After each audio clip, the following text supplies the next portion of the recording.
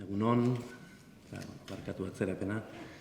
Mila esker etortzeagatik eta mila esker pantailaren beste aldean zaudetenoi, baita zuri ere, Elena. Gaurkoan liburu berezi bat aurkeztu nahi du Alberdani argitaletxeak. Bide batez aipatu nahi dut, izango dela Antjon Olariagaren logoa eramango duen azkeneko liburua. Bide bihurrietan gogoeta jauzilariak izenburua du. Bidaia intelektual zirraragarria da, gai unibertsal eta gaurkotasunezkoetan barneratzeko. 12 atalek osatutako saiakera literario bat da, non egileak gogoeta sakonak uztartzen dituen. Gogoetagileak, ibilian bezala hitz egiten digu orrialdeotan, saiakeraren urrezko arauak onetsita, pentsamendu kritikoa lemazain, zorroztasunez eta gertutasunez. Testu honek ez du ihes egiten zehaztasunetik eta gogoetak oinarri sendoetan eraikitzen dira. Filosofia, historia, antropologia, politika, filologia eta literatura bezalako diziplinetatik elikatuz.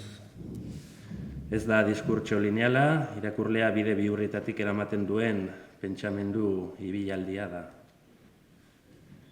Elena Martínez Rubio, Bilbon jaio zen 1957an, baina Parisen eman zituen lehen urteak. Unibertsitate arteko ikasketak alemanez egin zituen Bilbon, Alemaniakoa du batxilergoa eta han egin zuen filosofia eta soziologiako lehen zikloa ere bai. Lizentziatura Bartzelonako autonomoan katalanez egin du. Doktoretza tesia Javier Sadabarekin Hannah Arendti buruz egin zuen Espainiako estatuan lehena izan zena. EUTG-en Euskal Filologia ikasi zuen, Berlingo Unibertsitatean euskara irakatsi du eta literatura ikasi zuen 2 urtez. Filosofia eskolak eman ditu euskaraz, EH1. Eta urtebete eman du Frankfurten euskara irakasten, bertako kaukasologia sailean. Ondorengo saiakerak ere argitaratu ditu, besteak beste, Alberdaniarekin egun gorrietan, Sigizagako gogoetak, 2021an, eta 2015an bidaia filosofikoak. Urte berean lan honek Euskadi sarietan finalista izan zen.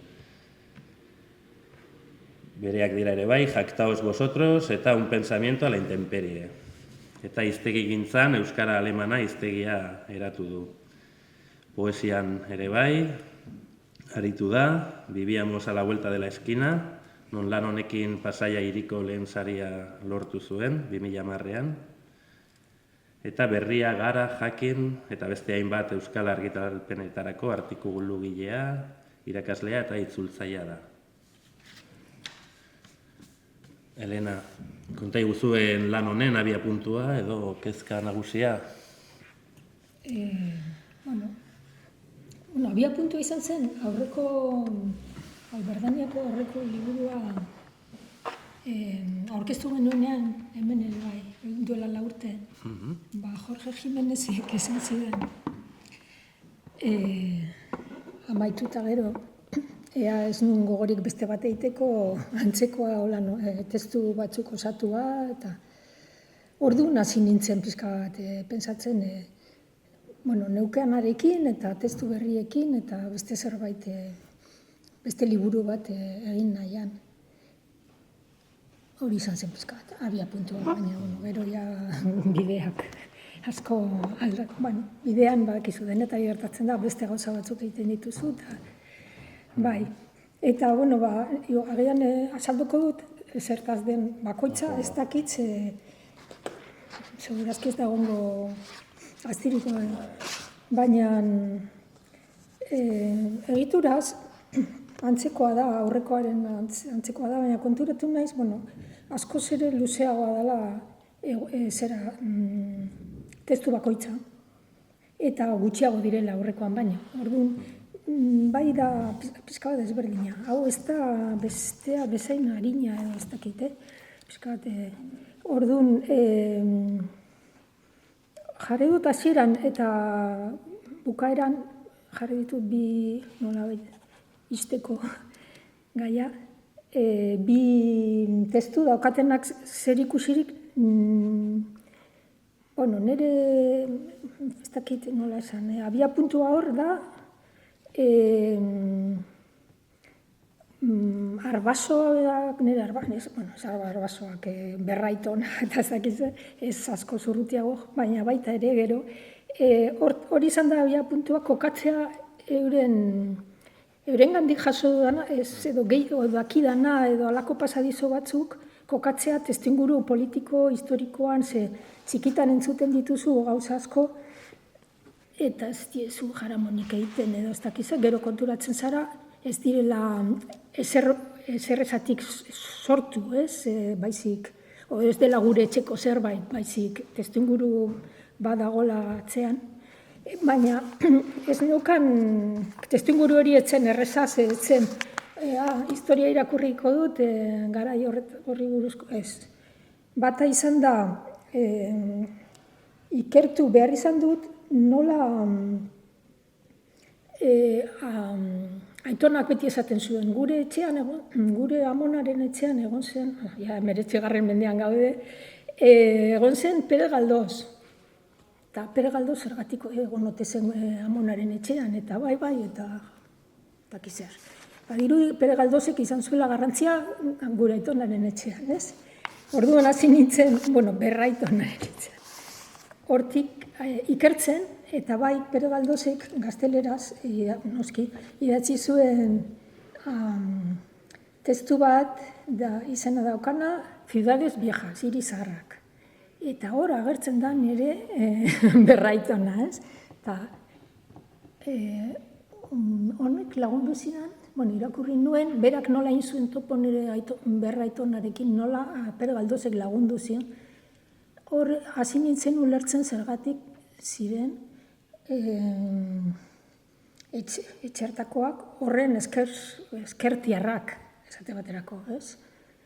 Pere Galdósek azaldu dit, ez nekien, horren besteraino, nekien entzunda etxean, bai, ez dakizero, baina. Orduan Pere Galdósen kontatzen du nola aitonaren herrian errepublikar bakar bat zegoela, eta hori zen gure behar aitona. Eta nahiko gizon celebrea, antza denez, ez zeukan ez beste kiderik,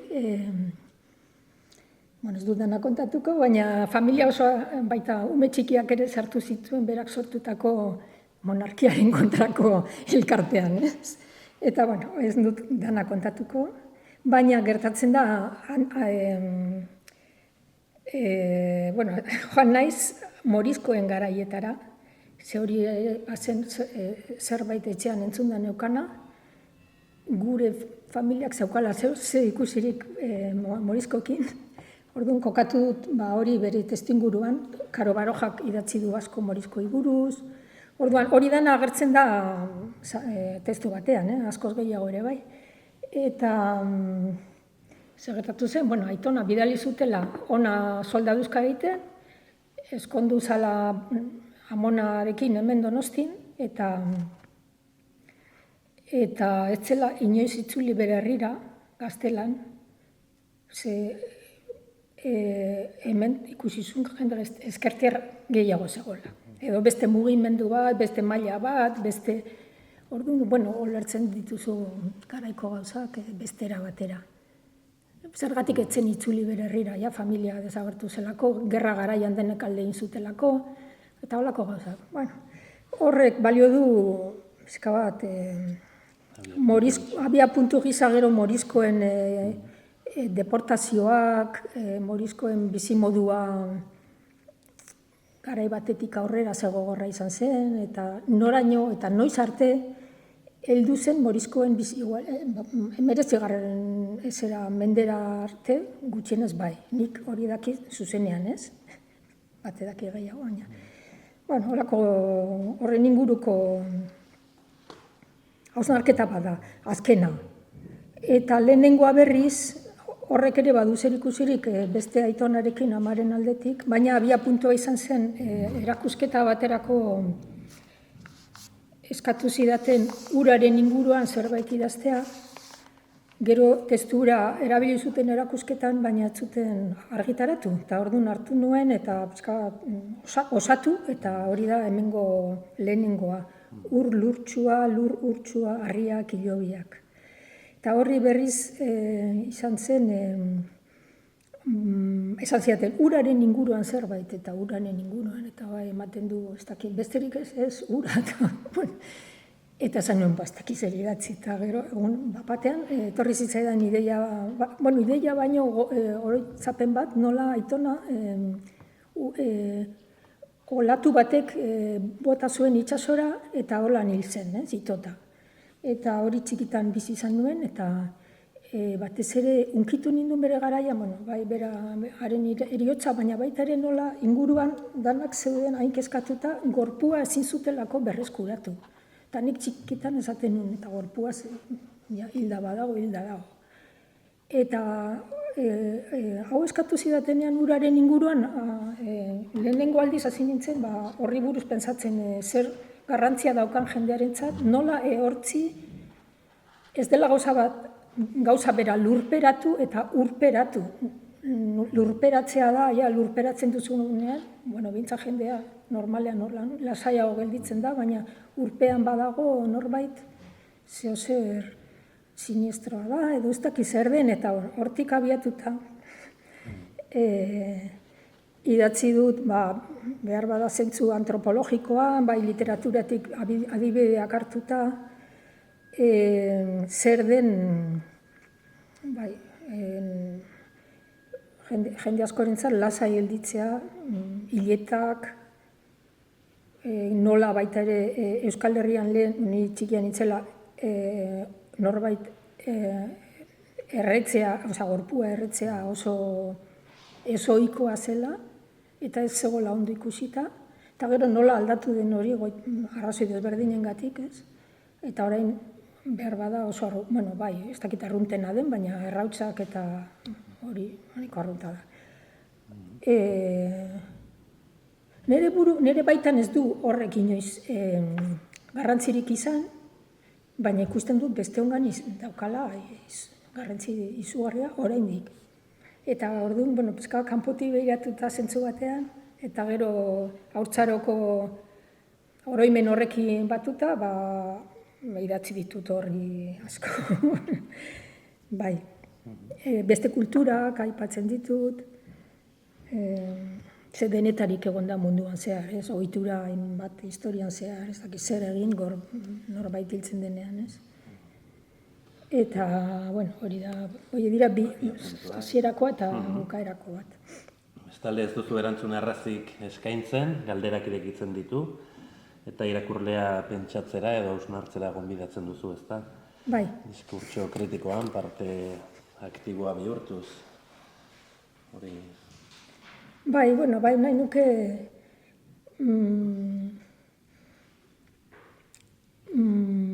eman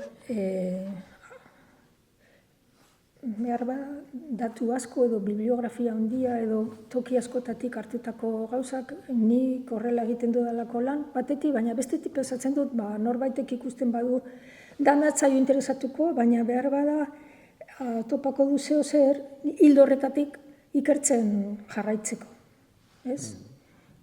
Nola ematen ditutalakoa, bai, ideiak edo orduan gai asko jorratzen ditut. Eta, beti ondo oinarrituta, ez? Bai. Eta liburuan agertzen diren adibide historiko eta sozialetatik, zeinek hunkitu zaitu gehien, idazle gisa, noski... Literaturan? Bai, aitonaren azpertsonalez gain, bada... Hemen aipatzen den norbait, ukitu nahoena? Egoera edo une sozial edo historiko kutxun bat edo... Ez da horrez esaten. Garai batean oso Ismael Kadare zalea izan nintzen, eta horrekin dauka zerikusirik Agur Sultan jauna, esate baterako. Ismael Kadare, Albaniako idazle oso ondia, ez zuen Nobel saria lortu, baina merezia zuen. Duela ez dakizen bat urte izan, bizpairu, ez asko. Frantzian, ez? Baina, bueno, normal, bizitza gehien eman zuen Albanian. Hori da, esatzatelako nire gustuko idazle bat.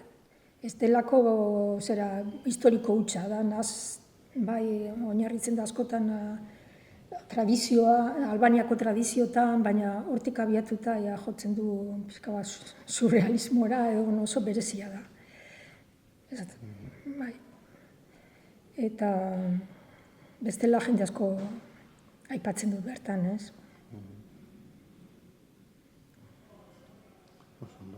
Inork galerarik egin nahi du? Saiakera desberdinean ikezakit liburu Bai. guztiak edo atalko irakurri daiteke, atal bat bakanikan? Bai, jakina. Ez dauka halako jarraipenik. Badauka bai ikuspegi orokor bat nire ustez, nire ikuspegia dana, ez? Azkenean, segurazki, ikuspegi batetik heltzen diot danari, baina ez dauka ari bat eta irakurri daiteke edozein. Eta bukatu. Eskerrik asko Itziar. Beste galerarik? Gai asko ukitzen dituzu, zerena aukera dituzu, edo arraziorik egon da, edo duteratzen zaizkizun,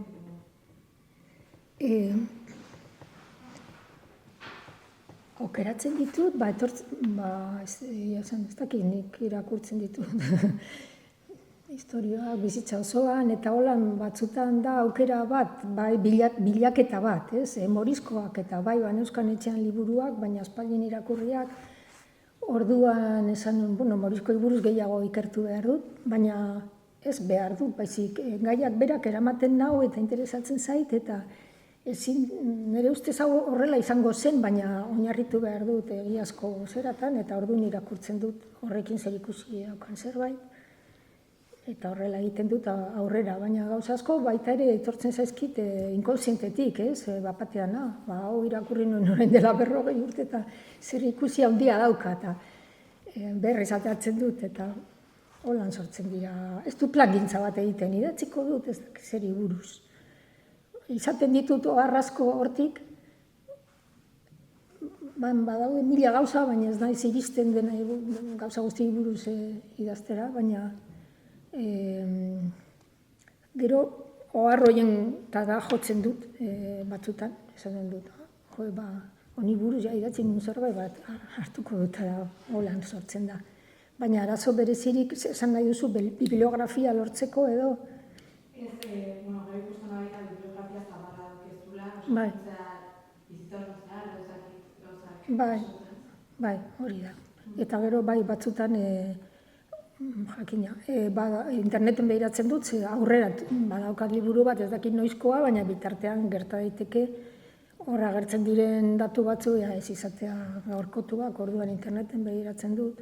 Edo beste hizkuntza batean dagoenean eta nik ez badaukat hizkuntza horretan etxean, orduan bilatzen dut jatorrizkoa interneten eta itzultzen dut, euskaratzen dut, baina jatorrizkotik. Agian badaukat ez dakit zer, baina erderatua nik nahi du jatorrizkora joan eta itzuli.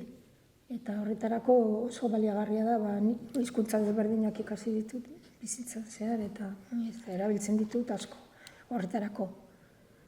Fidagarriago iruditzen zait, bilatzea zerbait, ez dakit, edo alemanez, askotan itzulpenak, gaizki daude inda, ez dakit zer, jotzen dut, jatorrizko. Bai, itzulpen gintzan ere ibili naiz eta bai, egiaztatzen dut dana, ez pare. Online topatzen, bilatuta edo liburutegietan edo aldana. Eskerrik asko, Amaia. Beste zerbait gehitu nahi duzu, Helena? Atal bereziren bat, edo... Behar bada, sortzeko bidean, ez dakit, nola ez den izaten plangintza zehatza, baina gero bai jakina ber zuzentzen dut dana, aldatzen ditu gauza lekuz eta ez dakit zer, baina esan nahi dut horregatik sortzen direla beste arlo askotako ideiak edo ez dakit esan nahi du igual batek esango du, bat batean filologia, bat batean antropologia. Dana nire barruan dago nolabait erlazionaturik. Eta horregatik dauka pizka bat denetarik. Hori, ez dakit. Eta, bueno, badaukate emakumeen borrokarekin ere badago pare bat, badaude. Zer ikusia daukatenak esan nahi dut. Hor edo denbora, ez dakit. Gero dago bat esate baterako emakume bati buruz nahiko ezaguna dena, baita gaurko legeak ikasten dituztenen artean, galdetu dut, nor zen hura, eta gaur egun daude emakumezko abogatu asko, eta ez dakite, horrek harritzen nago esate baterako, ez dakitela, debekatuta egon zela legeak ikastea, eta ez dituztela ezagutzen aintzindariak izan zirenak. Nik uste dut aintzindariaiek merezia dutela ikasketetan, zuzenbide ikasketetan aipatuak izatea. Zuzenbide unibertsitatean egongo da gela, ikasgela emakumez beteta, esan gabe joko balitz bezala horiek ikasten ari direla legeak, baina ez doa esan gabe, ze da borroka askoren emaitza, eta emakume batzuk kartzelaratuak izan ziren, edo kartzelaratua baino, beste batzuk, joera, bitartean ezaguna da, baina, garai batean, orain dela 20 urte, etzen hainbeste esaten, zoro etxetara eramaten ziren, eta hor lur jota geratzen ziren, ja, betirako, ez? Eta, beste saiakera bada, Suizan, eta Alemanez egiten den inguru osoan, bai, Alemanian, Austrian, eta inguru horretan, lehen abokatua izan zena. Zelako zailtasunak izan zituen, eta azkeneko, ez dakitoren buruz, 30 urte eman zituen, eroetxe batean, ez? Eta handik bidaltzen zituen eskutitzak, eta eskutitzetan ikusten da, orain ikertu dira, duela gutxi, oso ondo zegoela burutik, ze bestela zara gai alako eskutitz bat idazteko, esanez, hau, eta lanpostu bat nahi nuke, eta jendearen gana jotzen zuen, baina eskutitz guztiak bota egiten zituzten, edo batzu bakarrik gorde.